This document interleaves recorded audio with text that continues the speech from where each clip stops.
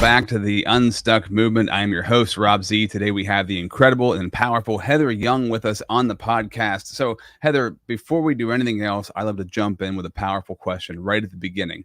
You have your So She Slays media platform, over 700,000 followers across that platform, across different social media outlets, and Slay AF Creative Studio, which you launched about 2 years ago. While growing that Slay AF Creative Studio, you had so much on your plate with So She Slays. Adding this onto your plate, I'm sure was a lot to be creating at that point in time. What important lesson had a big impact on you that changed how you run your business as you were implementing the Slay AF Creative Studio? I think, honestly, it's more of a personal change. I think when you are co-founder, when people come to you for questions and answers, and you're directing and managing and all this kind of stuff, I think it's really important to have patience. I am not someone who actively has patience. Like, I have to be conscious in the fact where I'm like, all right, Heather, calm down. We need to have patience. Not everything needs to happen right now, although I wish it would.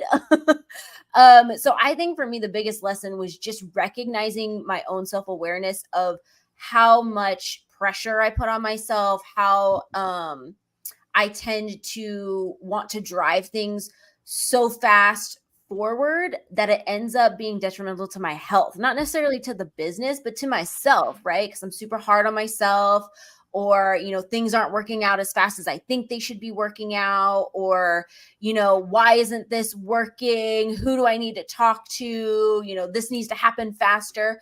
When the biggest lesson to take away from all of that is, if you have patience, you'll be able to just see how things work and play out better.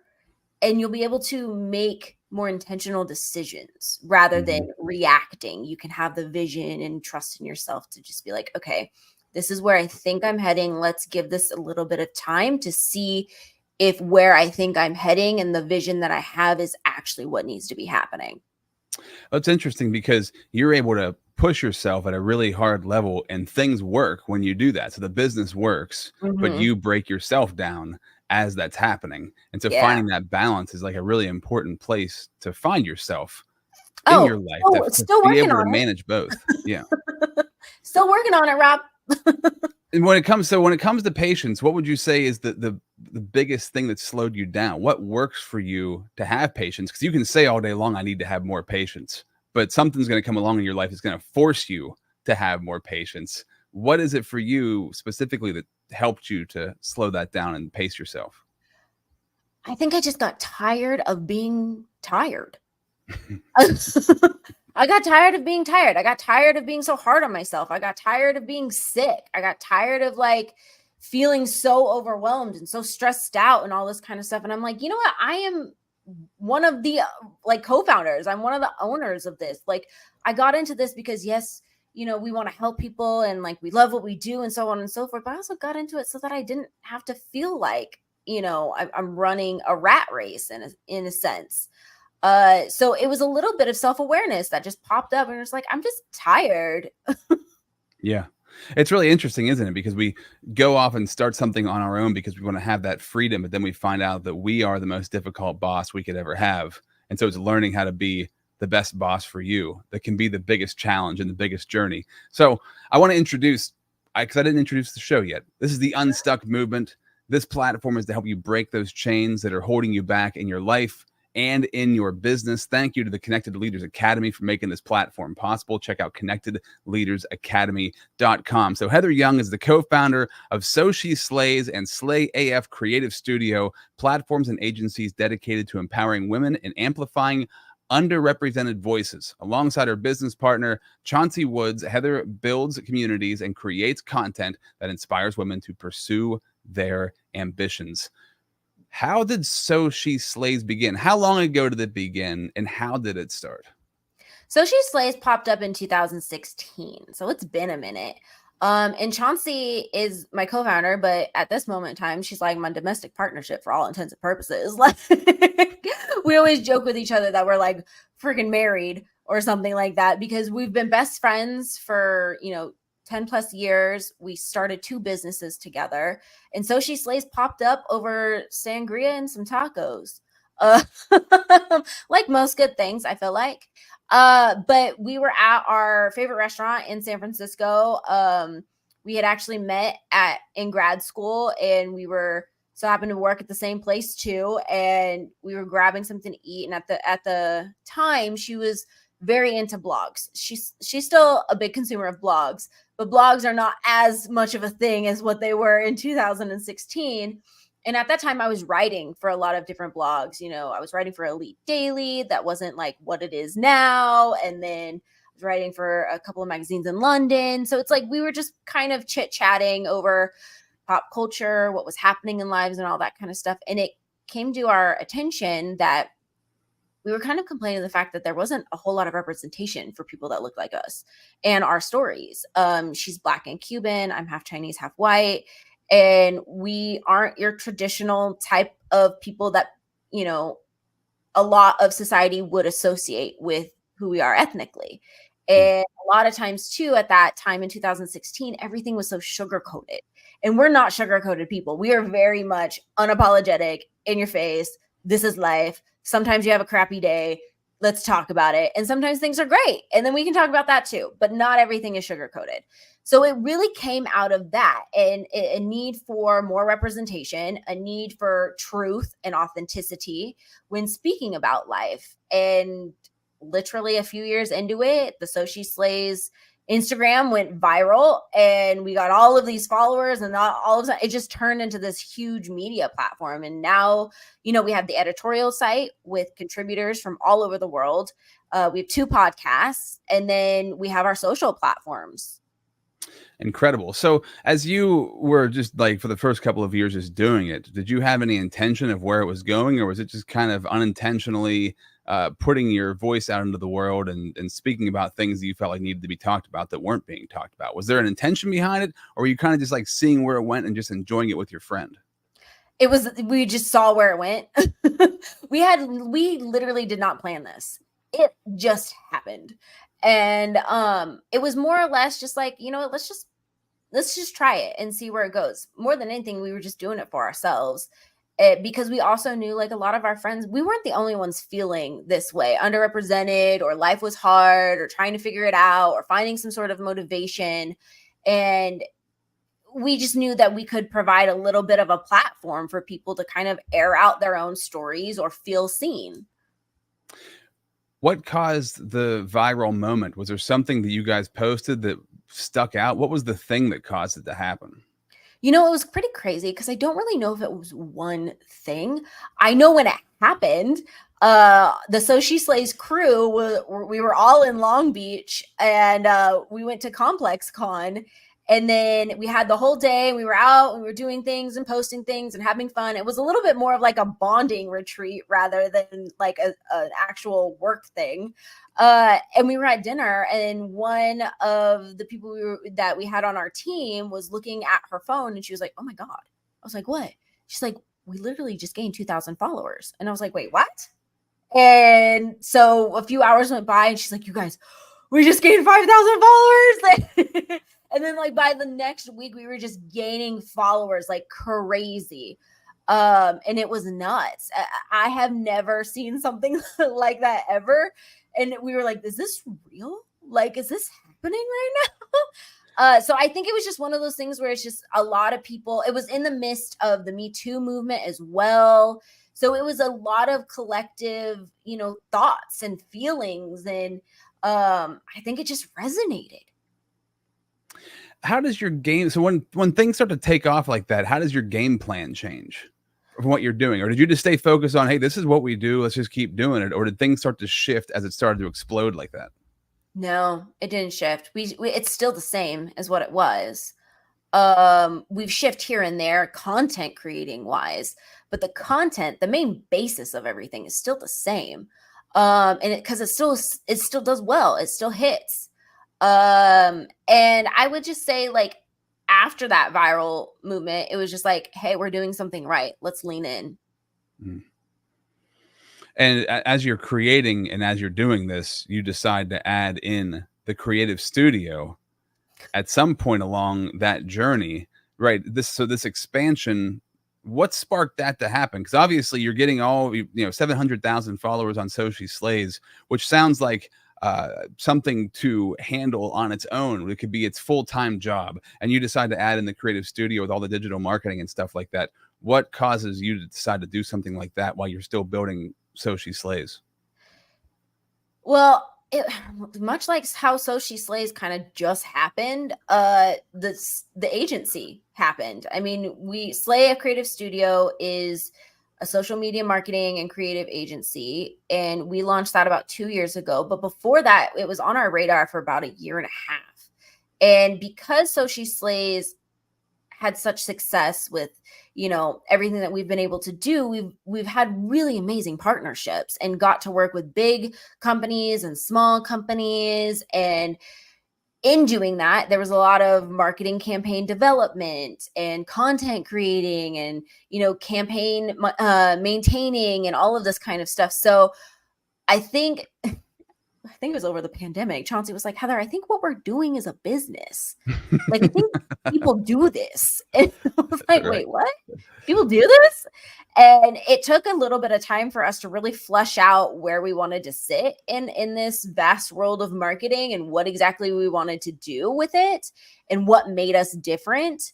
But basically it's just, we were already doing it for ourselves, and we were like, we should absolutely just help other people. I mean, So She Slays in itself is about helping, uplifting, amplifying, all of that kind of stuff, right? Being seen, feel like you're being heard, kind of a thing, embracing who you are. And I was like, we should just take that mentality and just shift it over to also include the agency. And how we approach working with people, because as social media develops, as creative content starts developing more, and you start implementing, say, for example, AI, right? Everybody's starting to implement AI. It's going to become a thing. Absolutely. But here's the thing that AI can't do. It can't be a real person, and it can't be who you are to your business. And this is why we always say, it's like, with Slay Creative Studios, we're really good at helping people and businesses and brands find their uniqueness. Everybody's like, oh, there's 5 million social media agencies, there's 5 million, blah, blah, blah. I'm like, yeah, but the thing is like, you have to lean into who you are and how you tell stories and how you can help other people figure out their own uniqueness, and then how they use it to get customers and get sales. I'm like, we did it for ourselves, so I know that we can figure it out for other people, and we have been. Yeah, that's the thing that so many people miss when they're trying to build something significant, is they lose the heart of like who they are or why they're doing what they're doing inside of it. Because like you said, there's a million digital marketing companies, there's a million podcasts, right? If we could all talk about the same things, but somebody's going to gravitate towards you because of who you are and how you resonate with that person. And if you're not being authentically you, it's really hard to connect with people, because they're going to pick up on that inauthenticity. Inauthenticity, I think, is a word. That's a word. So what is it about you that allowed you to be so authentic in who you are? Were you kind of just raised that way? Is that naturally just you, or did you have to figure that out along the journey? I think both. I think Chauncey and I have really great families. We're both extremely close to our mothers, and we have whole families and friends full of very strong women. And it's one of those things too, where I think it's just part of just who we are as people. And it's part of, and I think what Chauncey and I like to do, and like the rest of us at Sochi Slays too, because we have like a nice little team, we're very big on making space for that. Like making space to be heard, making space to be like, this is who I am. And what does that look like to make space? What does that mean? How do you actually I think it's just being understanding. It's asking the questions, honestly. Like the latest example, we're doing a lot of growing at the agency, and one of the people that we work with, Danny, she's our director of brand partnerships at So She Slays, and she kind of comes in and consults and helps us do some stuff for the agency here and there too. And she was talking, she's like, look, this is a lot. How are you feeling about this? Are you okay? Do you need a break? Do you need some help? Like, how can I step in? That's what creating space looks like. Being self-aware enough in yourself to be like, I should check in on my friend. Are you okay? Because first and foremost, like, we're all friends. We work together. Yeah. And we have different, I would say aspects that are our expertise that we lean into when working together. But first and foremost, we're friends. And I think when you actually care about someone, then you're just like, okay, well, it seems like you're going through something, or this has been a lot. Do you need help? Or, hey, it's okay, you're not by yourself. I know sometimes it may feel like that, but we signed up here too. So remember, you can lean on us. Because sometimes too, any solo entrepreneur, any entrepreneur in any level of business is going to feel at one time or another that they're in it by themselves, even though they're not. It's one of those things where it's just like, that's just one of the mindsets that you have to be aware of. That it's very easy to go down that rabbit hole, and it takes people to be like, hey, you're not, which is another factor of So She Slays and Slay AF. It's like, you're not alone. Like, there's other people who feel like this. Yeah, it's really true, especially with guys. So many lone wolf mentalities out there, like that they want to be. They kind of like idolize or like glorify this lone wolf concept, which is not healthy in any way, shape, or form. And in our society, kind of does build that up as like, they did it all on their own. They created this whole thing by themselves, whatever that might be. And it's such a lie. It is the biggest and also, lie. And it creates an unhealthy concept of like how you have to do things. And people think that's the only way to do things, right? And we know dang well that that's not. I feel like it's one of those things. I always tell, like, Chauncey and I, we talk about entrepreneurship. Her and I are very different entrepreneurs. We have very different styles of entrepreneuring. And I'm the type of person where I've never had a 9-to-5 job. I've worked in the film and television industry, in front of and behind the camera, and I've been doing and freelancing and all of this kind of stuff. That has been me. And Chauncey has more of a 9-to-5 type of job, and she does this, when she's off work and this and that or whatever. But people think you have to have one or the other, or you have to have just this one. And it's like, no. As long as the work is done and people feel good and you're trying to pull each other, you're trying to pull your own weight and uplift each other and support and all that kind of stuff, you can make it work. There's a lot of different things happening in other people's lives that maybe they just don't feel good, jumping in. Like, I'm the type of person, I get a nice adrenaline rush and I'm like, it may kill me in the process because I'm stressed out, but I am one of those people where it's just like, I run and I jump and I'm like, well, figure it out before we hit the ground here, people. And then, I don't recommend that for everybody because that's intense. That's a bit much. But Chauncey's not that type of person, whereas she likes to have that 9-to-5 for that security, right? And she's just like, this is how I operate best. But again, it goes back to knowing who you are, self-awareness, how best you work, how best you show up. And as long as things are done and things are getting, we're growing or we're moving forward, then that's fine. It's when that doesn't happen, then you got to come back to the table. And again, you make space to feel heard and feel your feels and talk about it and figure it out. It sounds like you two have a great balance for one another too, because you could I could see self-sabotaging happen in both ways, with you burning yourself out, with Chauncey maybe not taking as many risks, and you two come in together and like push one another or slow each other down to be more rational and logical, or more risk-taking and adventurous. Like, you need that balance, and most people do not have in themselves that balance. They're usually one or the other. A rare person might have both, but that's really powerful to have. So I want to jump in. We got to shout out the sponsor real quick, the Connected Leaders Academy. 60 seconds to shout them out. When we come back, though, I love asking people questions about life lessons they've had. And the thing that you had told me before we were recording was there was a time when you started second guessing the path in life that you chose for yourself. And it took your therapist reframing your mindset in order to keep going. So I want to dive into that when we come back and how that changed things for you in 60 seconds.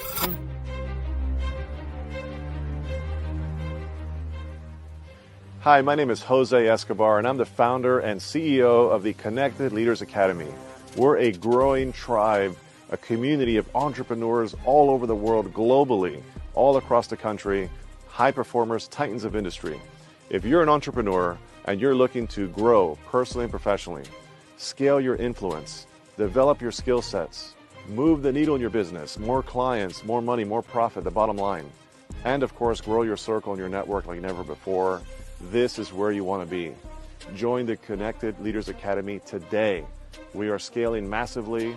We want to welcome you in. Check me out on Instagram and on Facebook, the @ JAESCO25. We look forward to having you join us. Take care. All right. So, Heather, continuing on in this conversation, talking about this lesson that you had, a time when you started to second guess your path that you chose. When did that happen for you in that second guessing? And how did your therapist help you to reframe that situation? I feel like everybody who kind of challenges the norm or what is expected out of them, it doesn't matter if you're an entrepreneur or you're just trying something different. You're gonna feel that. You're gonna have that. Am I doing this right? Should I be doing this? Am I making the right decision? That kind of stuff. And I mean, I'm a big advocate for therapy. I think everybody should have therapy. Even when you don't think you need it, you should do it. You find out so much about yourself. And my thing is like, how do you think other people can work with you or get to know you if you don't know yourself? Like, your first priority needs to be that, especially if you're in leadership or especially if you're in a relationship with anybody like that. That's my little soapbox. I'll get off of it now. But my thing with this is there were several times where I was just like, is this really what I want to do? Like, this is hard, especially in starting an agency. I think where I come in is it's a little bit of ignorance is bliss, right? Because I've done and built certain things where I had no idea what I was doing at first, but then it's like, oh, I found a mentor, or I broke down step by step what needed to happen in order for such and such goal to be accomplished. But my thing with this agency, this most recent one, where I was just like, I might have bitten off more than I could chew here, people. Like, I don't know if this is for me. Am I making things more complicated than what they need to be?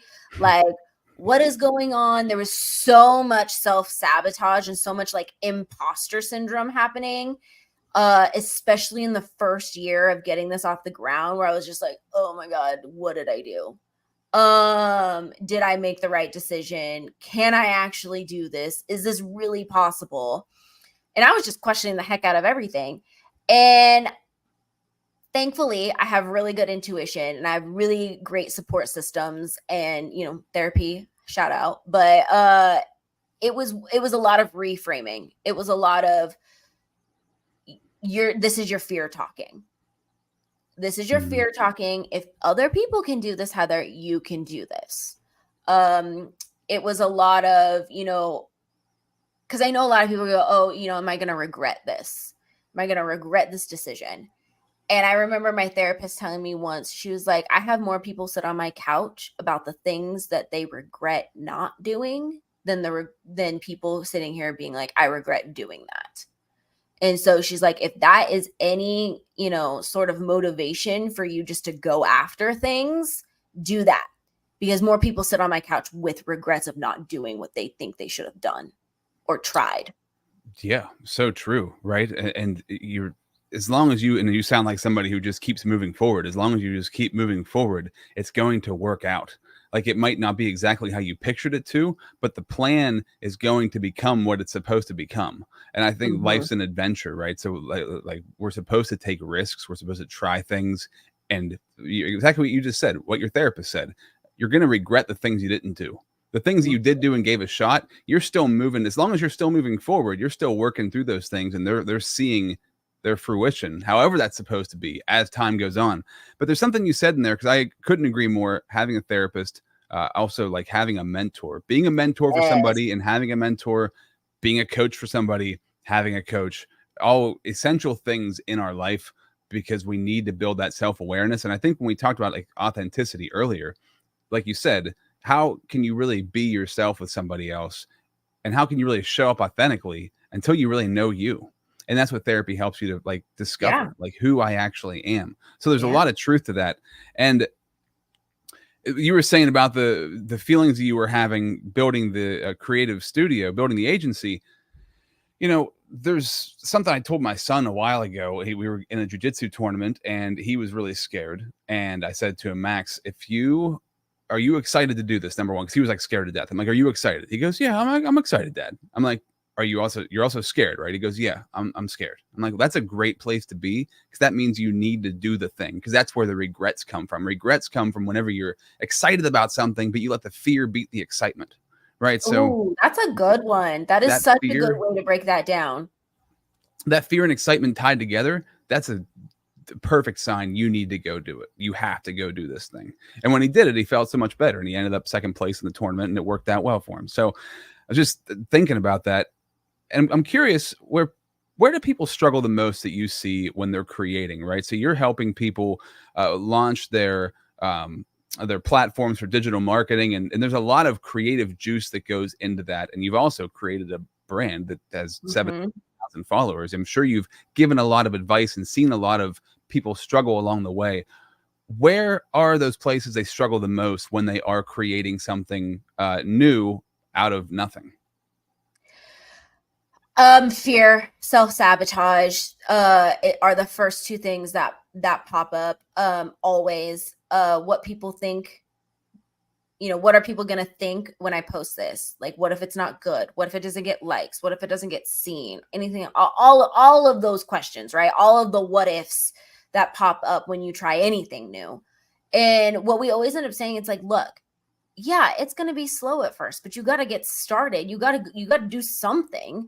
Because it's either you're going to stay here and not do anything and be unhappy, or you're going to try something and we're going to try and figure it out to where you find your own formula, your own way you want to show up on socials, how you want your brand represented, how you want to actually do social media. Because everybody's like, oh, I can just post and do this and do that. And I was like, yes and no. Like, what if you don't like talking to camera? And you don't want to be on videos talking about your brand. Okay, well then now we have to go back to the table and figure out, all right, what else can we do to get this message across? That kind of stuff. So it's like, it's not a one size fits all type of, formula. I wish it was. Lord knows it would be easier, but it's not that way. And so I think people, the first thing that they psych themselves up so much of, what are people going to think? What if it doesn't work? That they just don't even do it. Mm-hmm. And I always tell people, I'm like, that's the worst thing that you can do. Even if you do something and it sucks, like you at least you did something and you can at least get some sort of information like, okay, this didn't hit as well, but maybe my second post that was a little bit more of, me and personal did better. And I got 5 more likes than I did on the other. Those are all information you can take in with that. And I would say too, it's just like, look, social media is not going anywhere. Like gone are the days where you cannot exist on social media. That is gone. That is not, you have to exist on some sort of platform, at least one. And it better be one of the popular ones if you're going to be doing something that way. Because here's the thing is like, I literally just gave a keynote the other day about how in 2030, which is like, 6 years or something like that, millennial buyers market is $4 trillion. And I did a little experiment and I was like, because I was talking to people who, Gen X, boomers, a little bit older and all that kind of stuff. I was like, how do you research things when you're trying to find something that's new, restaurant, bar, service, whatever it is that you're looking for? Where do you go? And everybody was like, Google, Google, Google, Google, which is great. There's nothing wrong with Google. But I was like, if you're a millennial, myself and younger, like Google's not the first place you go. It's social media. You're going to go to your Instagram. You're going to go to your TikTok. If we're looking for a restaurant and we were like, oh, I want a Thai restaurant that's like 10 miles away from me. We may go to Yelp or Google to get lists, but then we're going right back to social media. I'm not reading the reviews just yet. I'm going to go look at the food first. And then maybe I'll look at the reviews if I need a third means of vetting or verification or anything like that. So I'm like, you cannot afford to not be on social media. Yeah, and it's also like unavoidable at the same time, right? So where you were saying before, like if somebody does not want to use video, and some people, and I'm the same way as you, is like I feel like if you're doing video, that's the best that you can do because you can create so many things out of creating videos. But if somebody is totally against it or it just freaks them out too much and they've tried and it's just not for them, what are the other avenues you recommend them going down? Because I know a lot of people that are like that, they really struggle in the video realm. What do you recommend they do? Well, it depends on what type of service they have. So if it's a product service, I mean, that's when you start working with influencers. You start getting other sort of testimony. You get other people to be on camera for you. If you are a service-based type of thing, that's when you can lean into, again, you can get other people to do it. You can do testimonials. You can show the food. You can explain via text on the video. You don't necessarily have to do, 2 camera presentations. Not a lot of times does that work too. It may work every once in a while, but a lot of people are like, show me this amazing rack of ribs that you're cooking in your barbecue and make me want to be like standing in line for 30 minutes to go get my dang sandwich. Like it's one of those things. There's different ways to go about it. And that's why we're like, oh, we do social media marketing, but it's like, there's a whole other creative side to this. And so it's like, yeah, we'll do creative content for socials, but it's like, okay, social media cannot be your entire marketing funnel. It can be a part of it. And I know I'm getting into jargon here for entrepreneurs and whatnot, but it's like, it cannot be your entire way of marketing something. It can be a part of it, and it can be a powerful part of it, but it should not be the only thing. Yeah, it needs to be a piece to the puzzle. And there's growth in all of it. And the path that you take is unique to you. And I think, like you said before, just kind of like figure out your authentic voice and who you are and what you're doing and continue on that path. And it can be really hard. So it can be really hard not to compare yourself to others, especially now, especially in the world of social media. With the So She Slays platform, you and your partner have carved out like a really unique lane for yourself. How did you not fall into the comparison trap, or did you fall into it for a while and then you found your own unique voice? Was that a part of the journey that you went through? I think honestly, our social media journey just has changed so much. We do fall into the comparing ourselves. We do fall like, should we be doing more of this? Do we need to be posting this? Do we need to be posting more? We absolutely fall into it. And here's the thing. It's like, I feel like it's a little bit of a give and take in that atmosphere, because it's good to know the market, right? It's good to know what other people are doing and what seems to be working for them. But and what Chauncey actually just pointed out in a meeting we had a few weeks ago is she's just like, it's good to know these things, but too much of those things, too many voices cloud our own judgment, cloud our own way of showing up. And yes, we can take inspiration and tips and maybe things we would like to try, but ultimately, like, we need to lean into who we are still. And so it's a give and take that way. We ourselves go back and forth into it. And it's a lot of times of being aware enough of just taking a step back and being like, does this align or still continue to go with, our mission, what we stand for?